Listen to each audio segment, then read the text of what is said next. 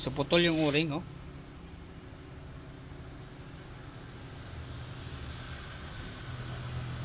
Ayan, putol siya. May Chevrolet tayo dito na Aveo, no. Wala siyang preyon. Zero po, yun.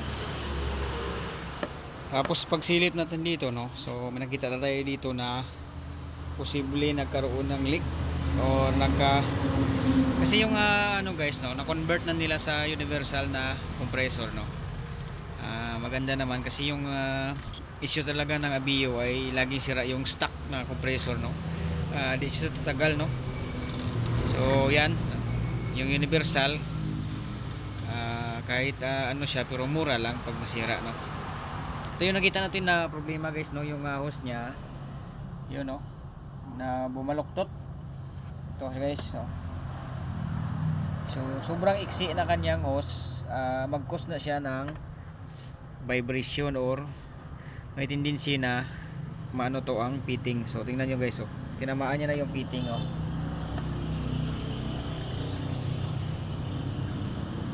Ayan, inalog niya na. Okay, so lagyan natin siya ng pressure guys kung dyan ba talaga yung leak. So wait lang, mag-pressure lang muna ako. Ayan, oh, so nag-charge tayo ng pressure, hindi siya angat. Tapos may sumisirit dito, oh. Ayan, leak talaga guys, oh, dito. Ay, yun, oh. So pag ganito, no, siguro putol yung o-ring nito, wala yung fitting, bali. Ayan, ito yung gagawin natin, no. Tanggalin natin tong hose na to. Tapos magputol tayo dito na side. Ayan, magputol tayo dyan. Maglagay tayo ng groove para pag ganyan yun ng ating fitting. So yan, ang gawin natin dito ay kung di magkasya yung straight na o-ring dito na 5/8, ang elbow yung gamitin natin. Tapos initin natin, i-bend siya natin para mag form siya ng 45 degrees, no, para hindi siya baluktot doon. Ayan, okay.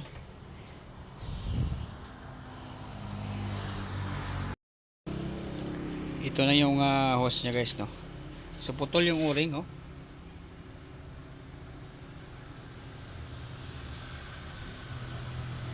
Ayan, putol siya. Wala siya kasing ano, wala siyang masyadong play kasi sobrang kurto to ng hose. Ayan, oh, nayupi yung hose guys, no. Tapos mag-vibrate yung engine, no. Mabilis mag-aalog tong fitting natin kasi sobrang lapit, wala siyang play, no. Gawin natin dito yung sinabi ko kanina, putulin natin dito, maglagay tayo ng bagong groove para yung hose dito ay magganyan.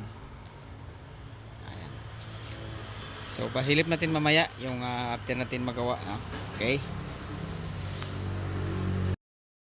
Okay, ito na guys, no. Fast forward natin. So nagawa ko na dito yung hose. Di natin na video guys kasi hapon na tayo nakatapos dito.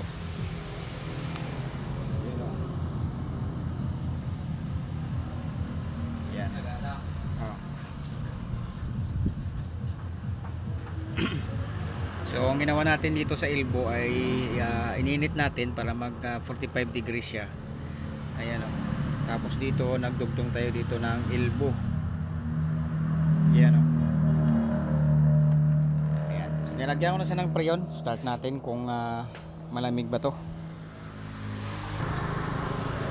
Yan, okay na, malamig. 35, no? So yan. So may marinig tayo na ingay, no, sa compressor kasi kulang siya ng bolt. Pero ayusin natin yan mamaya, balilagyan siya natin ng bolt. Okay, yan. So good na po ito guys. Hanggang dito na lang ating video dito. See you sa ating next upload sa mga another unit na naman niya ating si-share guys, no? Thank you for watching.